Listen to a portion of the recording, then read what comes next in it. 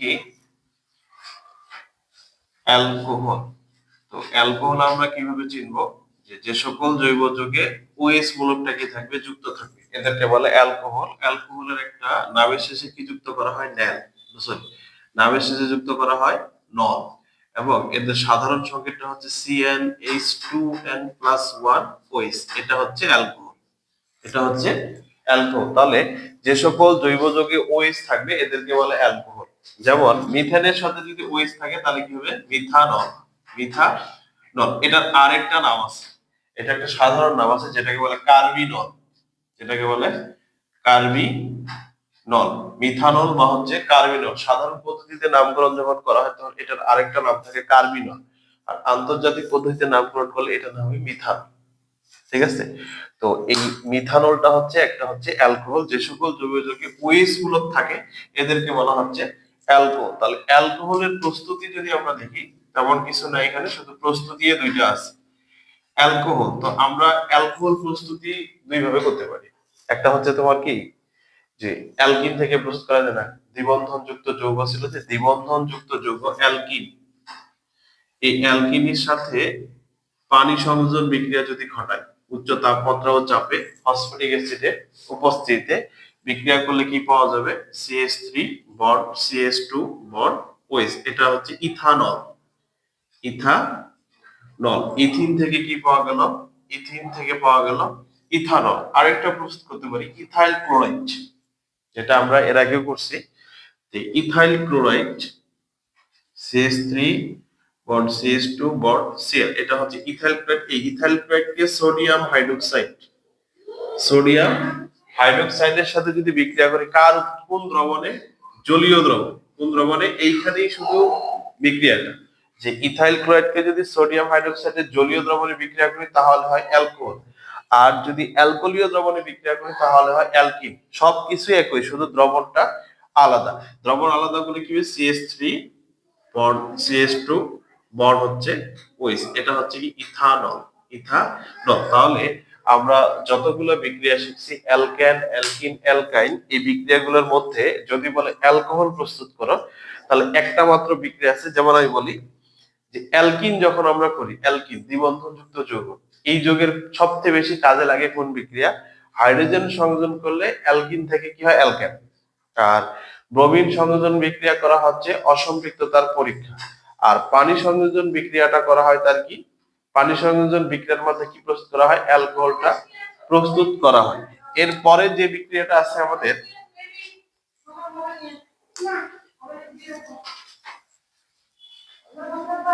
এই অ্যালকোহলের পরে আছে আমাদের কি? অ্যালডিহাইড।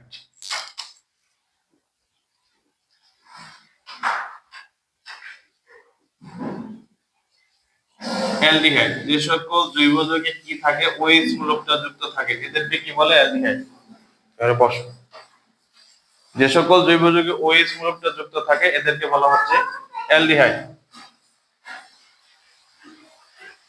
এই অ্যালডিহাইড মূলকটা তৈরি করতে গেলে আমাদের কি লাগবে? এদের নামের শেষে কি যুক্ত করা হয়? ন্যাল। নামের শেষে কি যুক্ত করা হয়? ন্যাল। এবং এদের সাধারণ সংকেতটা হচ্ছে CnH2n+1 CHO। তাহলে যদি অ্যালডিহাইড মূলক দেওয়া থাকে তাহলে কার্বন সংখ্যাটা ডিপেন্ড করবে কার উপর? কারণ আমাদের অ্যালডিহাইড মূলক তৈরি এরকম করে CN3 বন্ড CHO, অর্থাৎ অ্যালডিহাইড মূলক থাকতে হলে এই CHO মূলকটা অবশ্যই এটার সঙ্গে কি থাকবে? যুক্ত থাকবে। তাহলে এইখানে না, এই যে বাকি অংশটা উপর, এই অংশটার উপর প্রয়োগ করা হবে CnH2n+1। এটা হচ্ছে এই অংশের কাজ করে, এটা হচ্ছে CnH2n+1, এটা এই অংশের কাজ করে, আর এই মূলকটা এটার সঙ্গে কি থাকে? যুক্ত থাকে।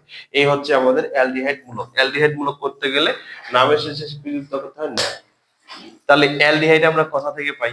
এর আগে আমরা যে বিক্রিয়াগুলো করছিলাম এখান থেকে আমরা অ্যালডিহাইড পাইছিলাম। যেমন যে অ্যালডিহাইড প্রস্তুতি, প্রস্তুতি বিক্রিয়া করি, অ্যালডিহাইড বিক্রিয়া পাইছিলাম আমরা অ্যালকাইন। অ্যালকাইনের পানি সংযোজন করলে কি পাওয়া যায়? অ্যালকাইনের বিক্রিয়ায় যদি আমরা পানি সংযোজন করি, কি সংযোজন করি? পানি সংযোজন করি, তাহলে কি পাওয়া যাবে? ইথানল। কি পাওয়া যায়? ইথানল।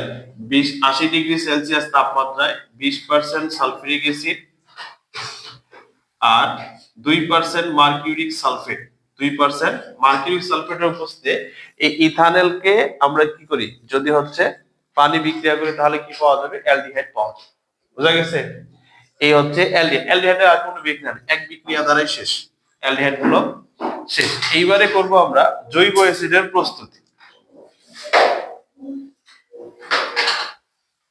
জৈব অ্যাসিডের প্রস্তুতি যদি আমরা জৈব অ্যাসিড করি,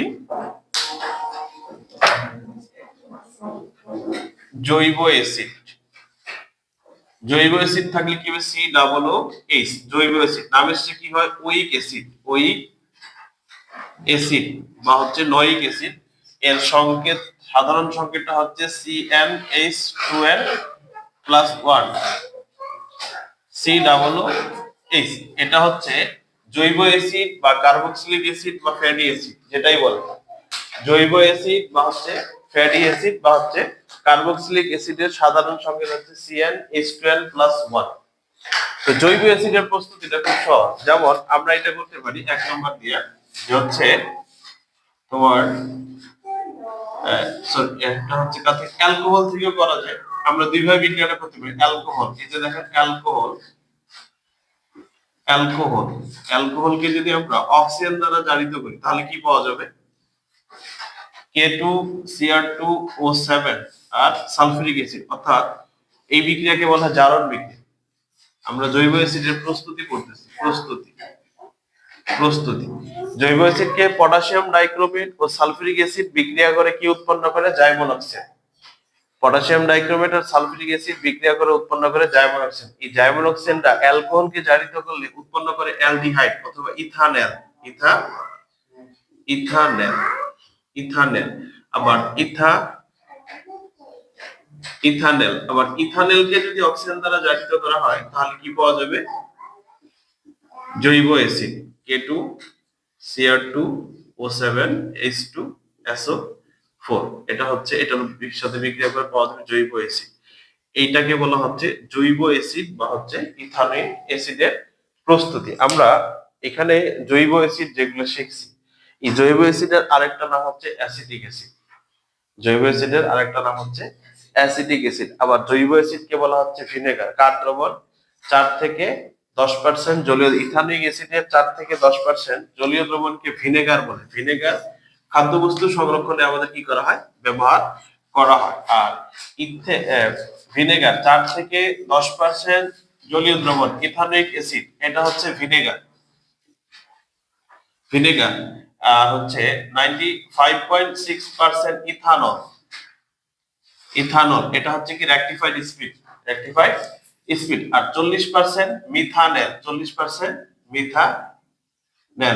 এর জলীয় দ্রবণকে কি বলা হচ্ছে, ফরমালিন বা হচ্ছে ফরমালিন।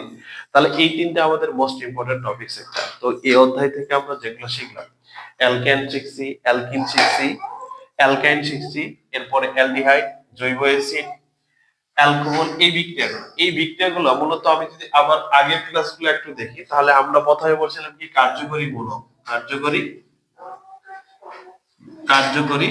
মূলক, তাহলে কার্যকরী মূলক কোনগুলা, যে সকল মূলক কোন জৈব যৌগের পাশে বসে ওই বিক্রিয়াটা কি করে, নিয়ন্ত্রিত করে, এদেরকে বলা হচ্ছে কার্যকরী মূলক। যেমন যদি একক বন্ধন থাকে তাহলে এই যৌগটার নাম কি হবে, অ্যালকেন। কি হবে, অ্যালকেন। যদি দ্বিবন্ধন থাকে তাহলে এই যৌগটার নাম কি হবে, অ্যালকিন। যদি ত্রিবন্ধন থাকে তাহলে যৌগটার নাম কি হয়, অ্যালকাইন। আবার যদি OH মূলক যুক্ত থাকে, এই যে OH মূলকটা থাকলো এটা হচ্ছে কি, এটা অ্যালকোহল। যেমন ইথেনের সামনে যদি OH থাকে, ইথেনের সাথে যদি OH মূলক যুক্ত থাকে তাহলে যৌগটার নাম হয় ইথানল। ঠিক অনুরূপভাবে যদি CHO যুক্ত থাকে তাহলে এটা কি হবে, অ্যালডিহাইড। যদি COOH যুক্ত থাকে তাহলে কি হবে, জৈব অ্যাসিড বা ফ্যাটি অ্যাসিড বা কার্বক্সিলিক অ্যাসিড, যেটাই হোক এটা। আর যদি C-O এটা যুক্ত থাকে এটা হচ্ছে কিটন। এগুলোকে বলা হচ্ছে কার্যকরী মূলক। এই অধ্যায়ের সবচেয়ে মোস্ট ইম্পর্টেন্ট টপিকস এটা। এইগুলা না শিখলে আমরা রাসায়নিক কিছুই বুঝতে পারবো না। যে সকল মৌলে OH মূলক যুক্ত থাকে এদেরকে অ্যালকোহল বলে, যদি CH ও যুক্ত থাকে তাকে বলে অ্যালডিহাইড বলে, যদি COOH যুক্ত থাকে ওটা একটা অ্যাসিড আর এটাকে হচ্ছে কিটোন। তো এই সকল নামের যখন আমরা সমগোত্রীয় শ্রেণী পড়ি, নামের যখন নামকরণ করা হয়, অ্যালকেন হলে নামের শেষে কি যুক্ত করা হয়? এন। ই অ্যালকিন হলে নামের শেষে যুক্ত করা হয় ইন। আর এন ত্রিবন্ধন হলে যুক্ত করা হয় আইন। অ্যালকোহল হলে যুক্ত করা হয় নল। অ্যালডিহাইড হলে যুক্ত করা হয় নেল। জৈব অ্যাসিড হলে ওইক অ্যাসিড বা নোয়িক অ্যাসিড, নোয়িক অ্যাসিড। কিটোন থাকলে যুক্ত করা হয় নন। কিটোন থাকলে যুক্ত করা হয় কি? নন। তো এখন এই যে মৌলগুলো আছে এই সকল এই এই সকল যৌগের আবার কি আছে? সমগোত্রীয় শ্রেণী। আমরা সমগোত্রীয় শ্রেণী পড়ছি না? সমগোত্রীয় শ্রেণী দ্বারা কি বোঝা যায়? সমগোত্রীয় শ্রেণী কাকে বলে? একটা সাধারণ সংকেত দেওয়া থাকবে, ওই সংকেত যদি, যেমন এটা আমরা পড়ি, এটা আগের পড়া আলোচনা করতেছি, যেমন অ্যালকিন।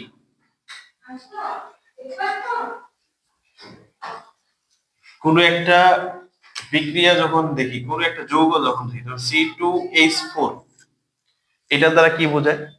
অ্যালকিন বোঝায় না? তো এইটা এখন আমি কেমনে বুঝবো? এটা একটা আমি কেমনে বুঝবো? যেমন C4H8, এটাও অ্যালকিন। C10H12, এটাও অ্যালকিন। এটা দ্বারা বুঝবো কি? একটা সাধারণ সংকেত দ্বারা, CnH12, এটা হচ্ছে অ্যালকিনের সাধারণ সংকেত, যেটাকে বলে। এই সংকেত দ্বারা এটাও প্রমাণ করা যায়, এটাও প্রমাণ করা যায়, এটাও প্রমাণ, তার মানে এই তিনটা যৌগই হচ্ছে একই গোত্রের, এদেরকে বলা হচ্ছে সমগোত্রীয় শ্রেণী। এই জন্য সমগোত্রীয় শ্রেণী হইতে হলে কি হইতে হবে? হাইড্রোকার্বন সমূহ একটা মূলকের তৈরি থাকবে, এবং ওই মূলকটা যখন যুক্ত থাকবে তখন যেটা কি? মিথিলিন মূলকের কি থাকে? একটা মিথিলিন মূলকের মধ্যে পার্থক্য থাকবে। আবার বলি, মূলক জিনিসটা কি? যেমন হাইড্রোকার্বন যেগুলো আছে, hydrocarbon methane, ethane, propane, butane, ওইখান থেকে যদি একটা এই মূলক হাইড্রোকার্বন সমূহকে অ্যালকেন বলে, অ্যালকেন সমূহকে অ্যালকেন বলে, অ্যালকেন আর দ্বারা প্রকাশ করা, অ্যালকেন সমূহকে আর দ্বারা প্রকাশ করে একক বন্ধনযুক্ত যৌগে অ্যালকেন। তো অ্যালকেন থেকে যদি একটা হাইড্রোজেন প্রবল চলে যায়, যেমন হচ্ছে মিথেন CH4, এখান থেকে যদি একটা হাইড্রোজেন পরমাণু চলে যায় তাহলে কি হবে? CH3 আর একটা বন্ড, এটার নাম হচ্ছে মিথাইল মূলক। মিথাইল মিথাইল মূলক। তাহলে আর যদি বন্ড থাকে তাহলে এটা অ্যালকাইল মূলক, অ্যালকাইল মূলক। এখন আমাদের প্রশ্নে যেটা আছে, আর দিয়ে বন্ড দেওয়া থাকে ওইস, যদি আর দিয়ে বন্ড দেওয়া থাকে ওইস, তার মানে কি? দেয় অ্যালকেনটা একটা কি হচ্ছে? অ্যালকোহল। এখন এই আর যদি পরিবর্তন না হয়, উৎপাদেও যদি আর চাই, তাহলে আর এর কোনো পরিবর্তন করার দরকার নেই, আর যেখানে আছে ওইটাই থাকবে, ওইটার সাথে কি হবে? অ্যালকোহল হবে। কিন্তু আবার নিচে যদি উদ্দীপকে বলে যে আর হচ্ছে 3 কার্বন বিশিষ্ট অ্যালকাইল মূলক, তাহলে 3 কার্বন যদি হয় তাহলে হাইড্রোজেন সংখ্যা কয়টা হবে? 3 দুগুণে 6, 2 8টা। তাহলে একটা কম হবে, তাহলে কয়টা হবে? মূলক হলে কি হয়? একটা কারা হাইড্রোজেন চলে যায়, তাহলে C3H কত হবে? 7। তাহলে C3H7 বসাও, C3H7OH বিক্রিয়াটা করলে কি হবে? CH3 bond CH2 bond CH2 bond OH। দেখো এখানে কার্বন সংখ্যা 3টা, হাইড্রোজেন সংখ্যা হচ্ছে কয়টা? 7টা। 2 দিয়ে 4, 3 হচ্ছে কত? 7। এইভাবে আমাদের এগুলো করতে হয়। তাহলে হচ্ছে আমরা যে বিক্রিয়াগুলো শিখলাম, যে হচ্ছে কার্যকারী মূলক বা হচ্ছে সমগোত্রীয় শ্রেণী, জৈব যৌগের নামকরণ। যেমন আমরা জৈব যৌগের নামকরণ জিনিসটা আমি একটু বলি তোমাদের, যেহেতু সব ক্লাসগুলো আলোচনা করতেছি। যেমন এটা হচ্ছে CH3 bond CH2 bond CH2 bond OH। এটাকে যদি আমি 1 2 3, এটা কিন্তু নামকরণ করা, যেদিক থেকে কার্যকরী মূলক আগে পাওয়া যায়। তাহলে এই যৌগে কার্যকরী মূলক কোনটা? OH টা। তাহলে OH টা কি? অ্যালকোহল। তাহলে এটাকে লেখা যায় মিথেন, ইথেন, প্রোপেন। আর এটা থাকার কোনো নল, তাহলে কি? প্রোপানল। প্রোপানল। তাহলে এটার নাম হচ্ছে প্রোপানল 1, প্রোপানল 1। আবার এই দ্বিবন্ধন OH টা যদি এইখানে না থাকতো, যদি এইখানে থাকতো, তাহলে যৌগটার নাম হতো 1 2 3, প্রোপানল 2। কি হইতো? প্রোপানল। এটাও অ্যালকোহল, কিন্তু এটা হয়তো প্রোপানল 2, প্রোপানল 2। যেমন মোস্ট ইম্পর্টেন্ট হচ্ছে এটা, যে হচ্ছে CH3 bond CH double bond CH bond CH, এটা কি? অ্যালকেন না অ্যালকিন? এটা একটা অ্যালকিন না? তো অ্যালকিন হলে এটা যখন করা হয় তখন কি করা হয়? 1 2 3 4 তুমি এদিক থেকে নামকরণ করতে পারো, এদিক থেকে। এই দ্বিবন্ধনটা যুক্ত হবে প্রথম কার্বনের সাথে, এই কার্বনের সাথে। এই পাশ থেকে যদি নামকরণ করতাম তাহলে তো একই হতো, তাই না? এই যৌগটার নাম হবে বিউটিন 2।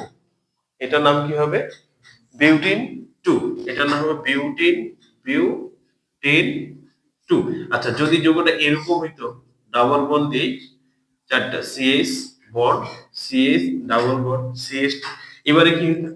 এবারে দ্বিবন্ধন আছে কয়টা? দুইটা আছে না? তা এবার নামকরণ করব কি? 1 নাম্বার, 2 নাম্বার, 3 নাম্বার, 4 নাম্বার। তাহলে দ্বিবন্ধনটা আছে 1 নং কার্বনের সাথে আর হচ্ছে 3 নং কার্বনের সাথে যুক্ত। এখানে তুমি 1 3 বিউটা, বিউটা, কয়টা দ্বিবন্ধন আছে? দুইটা। আর দ্বিবন্ধনের জন্য হয় ইন। এই যৌগটার নাম হবে 1 3 বিউটা ডাই। ডাই মানে হচ্ছে দুই, দুইটা কি আছে? ইন। 1 3 বিউটা ডাই। এই জন্য আমরা অসম্পৃক্ততার পরীক্ষা যখন করি তখন আমাদের যে দুইটা যৌগ তৈরি হয় এইরকম একটা, যদি অ্যালকিনের অসম্পৃক্ততা করি তাহলে এটা হয়। তাহলে এটাকে লিখতে পারবো 1 2 dibromo ethane, dibromo ethane, 1 2 dibromo ethane, বা আমরা শুধু বলতে পারি ডাইব্রোমো ইথেন। আর যদি অ্যালকাইনের বিক্রিয়া করি তাহলে কি উৎপন্ন হয়?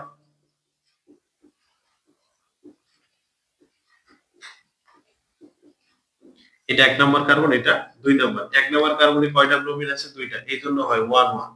2 নম্বর কার্বনে করে দুইটা, এই জন্য হচ্ছে 2 2। এই জন্য হচ্ছে tetra bromo ethane, tetra bromo ethane. তো এই ক্লাসে আমাদের হচ্ছে অ্যালকোহল অ্যালডিহাইড যৌগ এসে